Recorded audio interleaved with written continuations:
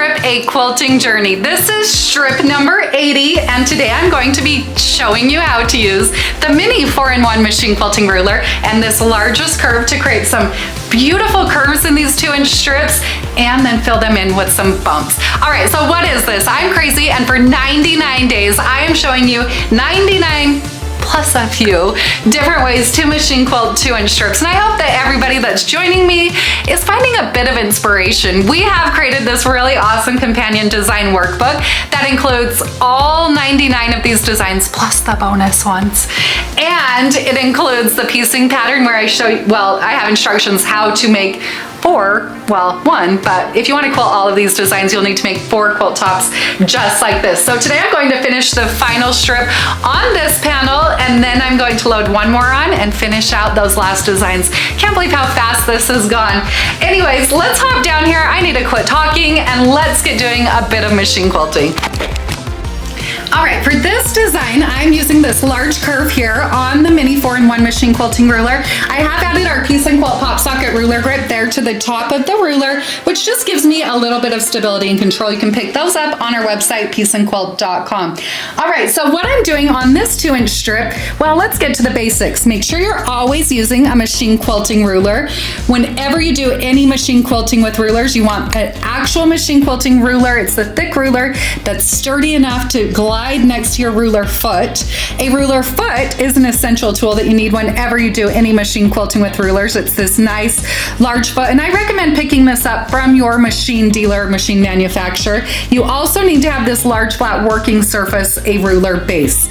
All right, so on this ruler, there's this top marked line. I'm going to be lining that line up right here on top of my ditch and stitching a point-to-point curve.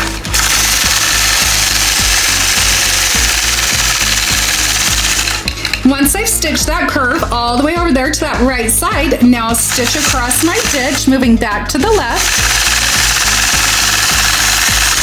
And then I'm going to fill in this space with some bumps. I love the bump design. I think it creates a lot of interest while also keeping things really simple. So I like to use the side of my foot to help me guide and keep these about a 1/2 inch wide. So as I stitch these, I'm looking to leave about a 1/4 inch space right there on the side. You can always make them wider or skinnier. I just like the look of about 1/2 inch spacing.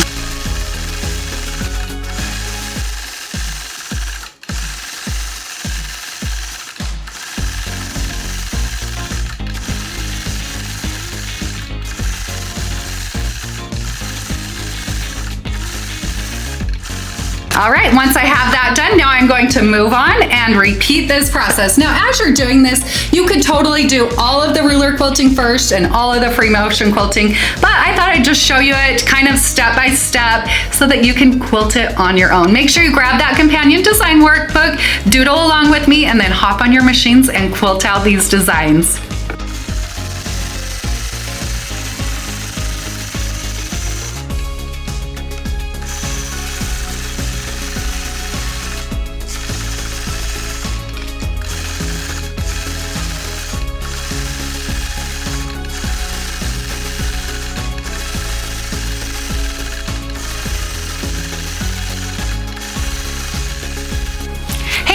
Thanks for joining me in this machine quilting video. I hope you were able to find a bit of inspiration. Don't forget, we have created an awesome companion design workbook that includes all 99 of these designs illustrated. Plus, we have our favorite QR codes that when you scan those with your smart device, it'll take you right to the video where I show you how to do this machine quilting. Don't forget, I love seeing your work. You can share in our Piece and Quilt Show and Tell Facebook group. Have a great day and happy quilting!